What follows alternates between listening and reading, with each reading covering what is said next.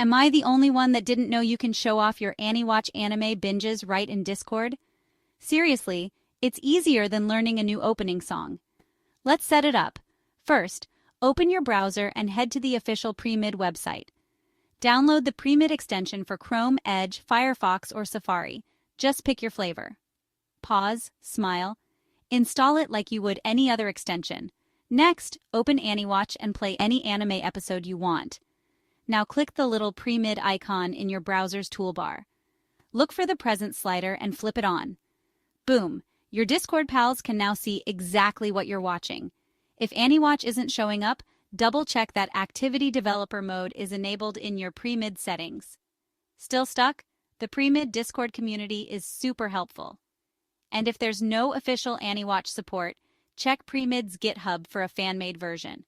Now go impress your friends. They deserve to know you're rewatching One Piece.